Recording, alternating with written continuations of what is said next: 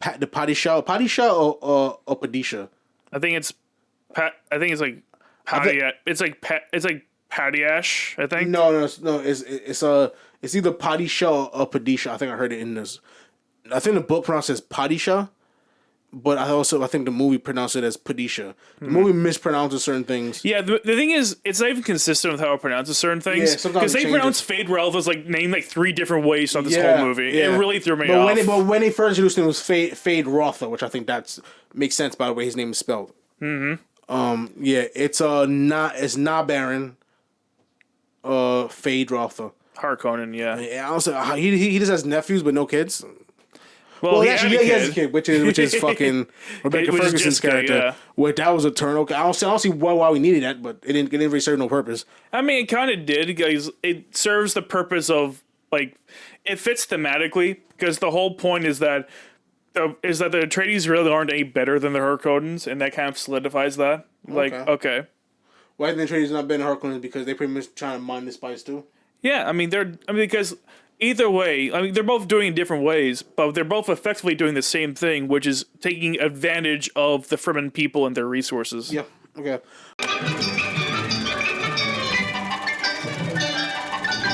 I'll show you how it's done. Shazam!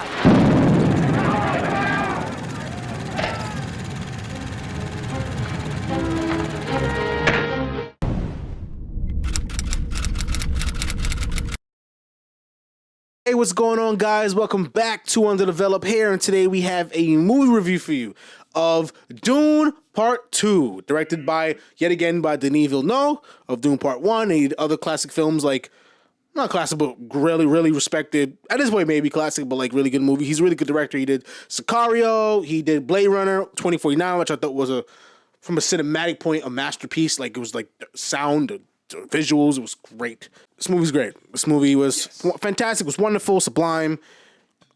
I'll say right now, this is probably top 10 to top 15 movies of the 21st century thus far. Yeah.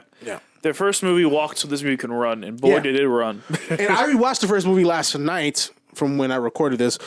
And I liked it even more than I did the first time. And you have to watch this movie in IMAX, 70mm, the biggest screen you can think of, because you're doing yourself a disservice, because the scope. There are shots where, like, for example, when Paul's walking through the crowd of Fremen, and it's a big bird's eye view, and it's 1,000 of them in one fucking shot. Yeah. The scope of that. Also, when Fade Ralph comes in and he fights the rest of the House Atreides in a big coliseum, you see like a trillion fucking of the Baron's people in the stadiums.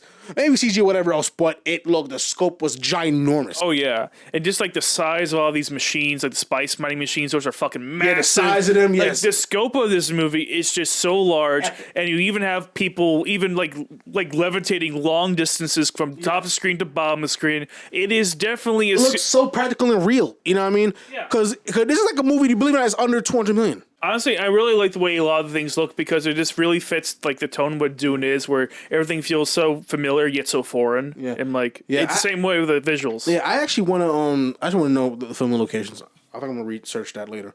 Mm-hmm. The filming locations, because they had to film in like some kind of big desert, maybe the Sahara. I don't know. Yeah, I'm sure a good chunk of that was green screen. To be fair. That's what I'm saying. It looks incredible, you know. Yeah, but I remember seeing Timothée he did a video rapping Dune. He looks like he was like in a desert. Mm-hmm. So maybe he's doing both. You know, it depends. Yeah, on where I'm he's imagining like for the scenes that need to be in the desert. Yeah, like maybe and he riding the sand fucking. Yeah, because like we have a lot of people there, so I can see that one being actually in the desert. Yeah. Yeah, man. But yeah, this So from a filmmaking standpoint, cinematography, Greg Fraser is one of the best. Mm-hmm. Like all these, of course, like fantastic work as usual. Fantastic work. It's what you expect out of the guy, and he really delivers. Yeah, so from a filmmaking perspective, obviously incredible. But let's get into the movie itself. Like, this movie took what the first one was really solid, but it was mainly a setup movie. It was set up. It was set the second movie up because now everything's paying off, and now we're kicking into high gear. We begin to the races. Mm-hmm. You know what I'm saying? And it fucking delivers. You get everything you want. You get the action.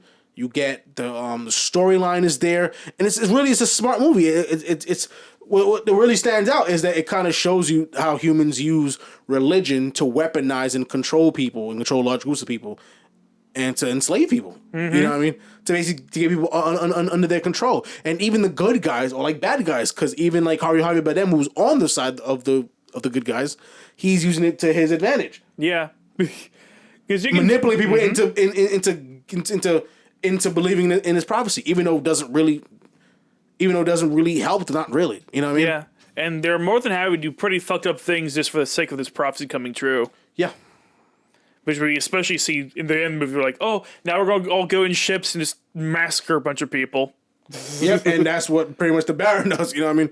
But at least the Baron doesn't pretend to be good. Yeah. That's kind of the difference. The Atreides are just pretending to be better than they are. That's the big difference between the Atreides and the Harkonnen.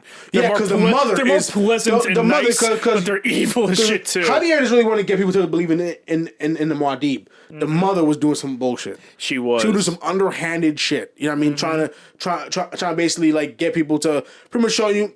She even broke it down how they do it. They go to the weakest, most malleable group of the Fremen and get them to believe and gaslight them into like believing him, and then using it to her own advantage so she can take power, become the Reverend Mother, and eventually use it to get back at her Bene Gesserit sisters at the end.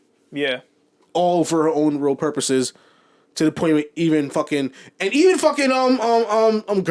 is like, yo, you should. They won't believe in you. Take it, do it. Yeah, he's like, run with it. Let's Gurney knows exactly what's going on. He's like, dude, just do it. What do you mean you're having a moral crisis over this? Just fucking do it. Exactly. We need to get revenge, bitch. So yeah, exactly. So all these people, everyone around, even the good guys, are pretty low down. You know what I mean? Like there really aren't any good guys in Dune, aside from Chani. She's like the one good person. Zendaya's character is the only person that has any sense of morality, really. Yeah. You know what I mean? That's the main character. Dune has Paul has a moral crisis, but he eventually like turns to the dark side, basically. Yeah. But by the end, he pretty much fulfills the whole thing that he was pretty much trying to stop. Yeah. You know what I'm saying? But it is showing you how they twist beliefs and faith to control people. You know what I'm saying? And to keep them with the institutionalized mindset. Yeah, much like the book covers like a lot of the exact same topics. Yeah. Yeah, and like I really like how that's like a thing I like about this movie a lot, because like even though it does make some pretty radical changes, it never portrays the essence of what the book is trying to say at all. So it feels natural. It doesn't feel forced at all. But yeah. What do you mean? You saying that this is very different than what the book was? Yes and no. Like certain aspects are very different. The way Chani is written is very different than how her book counterpart was. But I actually like this a lot better personally. How was she written in the Dune book? I'm only at chapter 18. So in the Dune book, she's more knowledgeable of the plan or of Paul's plan early on, and she's more on board early on, kind of like how Stilgar is. But in this movie, she's more like apprehensive. She's more combative. She's more like she has more mixed feelings about him because she does love him, but she does see, hey, you're really doing horrible things to my people, and that's making me feel very bad about it. And I like that level of depth there. I feel like the way she's written just adds a lot to the whole story. And it feels natural because, you know what I mean, like, and it resonates with how the world we live in today. Like, you're coming in, taking our resources and shit like that, and you know, and pretty much, you know, making us believe in his false prophecy. And I just want to take care of my people. You know what I mean? You're promising me that everything you're doing is for us, but then your actions are contradicting that. So I'm like, she wouldn't feel cool about that at all. Yeah. She would be like, you know what I mean? Like, she will be a little apprehensive. You know what I mean? Like, so it's natural, you know what I mean, to feel that way. Yeah. You know? And also I think the movie just does benefit from having a character who's willing to like call Paul out his bullshit, because that's exactly what, especially Lady Jessica's bullshit. Because like without her, no one else is really questioning Lady Jessica that much. Paul does a little bit, but Chani's really the driving force. Like, no, you're doing some fucked up shit, Jessica. Yeah. I don't like you. You get a real moment where I felt Timothée like did a real good job. Like, it was kind of she was saying like, she basically trying to justify what she's doing to the Fremen, and she was like, I think she said something to the fact that we're doing, I guess, is the right thing, whatever else, or it works or some shit. I forgot exactly what she said, but then Paul yelled at her. I was like, no, it's not. You know what I mean? Mm-hmm. And that was enough. That conveyed enough to like show me like, yeah, I know exactly where he's coming from. He doesn't have to say much, and I felt the passion behind it. Yeah, and I was like, yeah, that was really well done, and that kind of And that's kind of the whole movie. It's just all the people, good and bad, trying to control people, just trying to establish control for their own selfish gain from all sides. Yeah. From all sides. No one's good in this movie other than Zendaya's character. Yeah. She's the only real voice of reason. Javier Bardem having selfish motives for the Muad'Dib. We all know the Baron's a piece of shit. Oh, Faye yeah. Ralph is a lunatic. Lady Jessica is a schemer. Just Yeah. like the other Bene Gesserit. The Bene Gesserit in general is probably the worst. Oh yeah, they're It awful turns people. out it turns out that she was she was one that orchestrated the fall of the House of Atreides because she was scared of their power.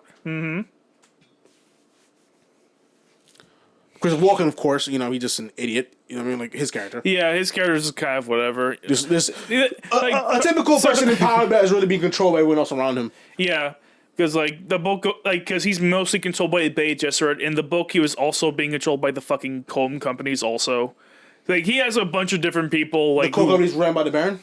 no, the comb companies are run by the Spacing Guild.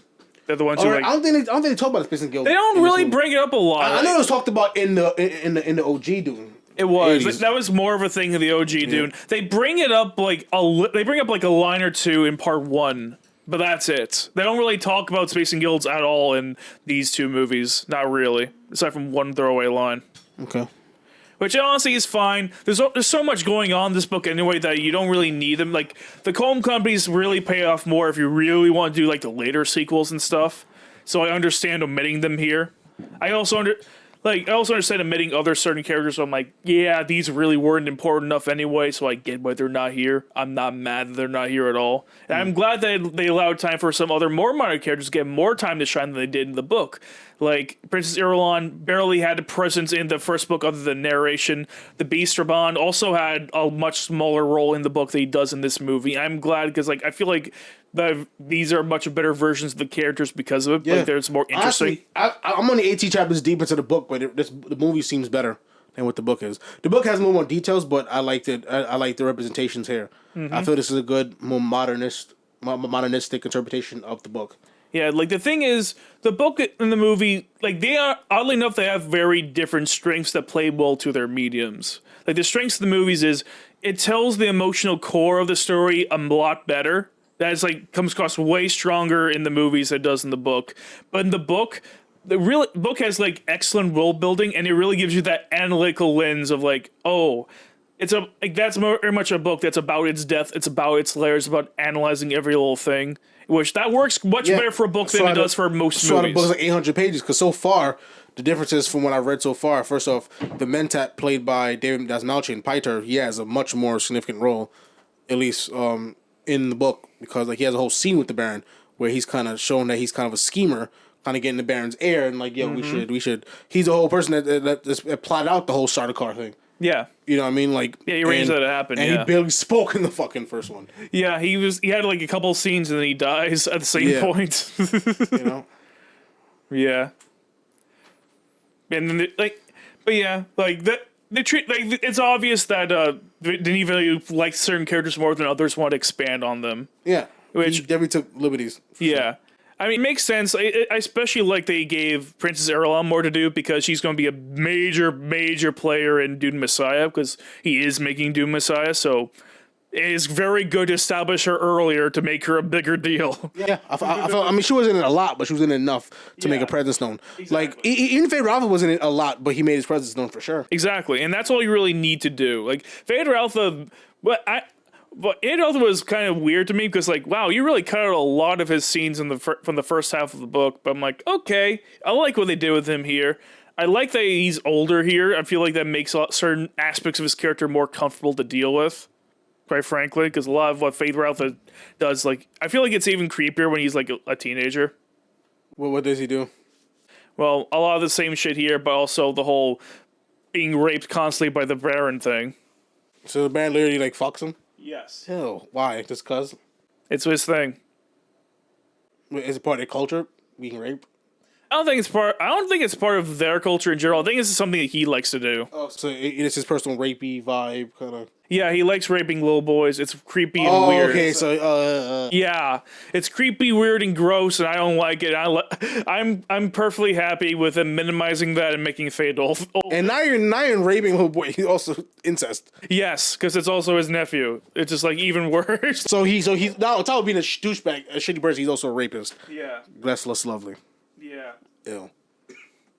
He He doesn't even come off so far. He doesn't come off as bad as he is in this one. Because to him in Pite, is even extreme for me. Yeah. I kill out of necessity. He loves the pleasure. Yeah.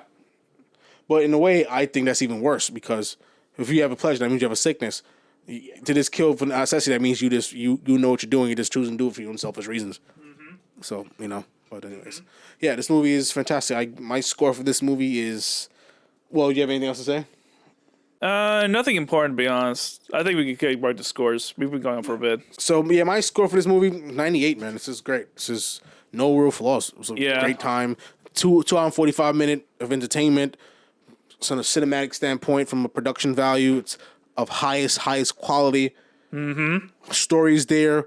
The themes and motifs are there. Yeah. It very loyally it represents like what the book is trying to say and like says it its own way, and it does a great. Some aspects goes further than the book, at least of what I read so far. Yeah, certain aspects do. Certain aspects obviously had more focus in the book, but here they told a more focused narrative, and I think they did an excellent job of bringing out the emotional core of what the characters are actually going through in the story. Yeah. But with that being said. That's all for Oaks. Please make sure to hit that like, subscribe button, hit the notification bell to update of all of our new videos so you catch you for the next one. See you guys.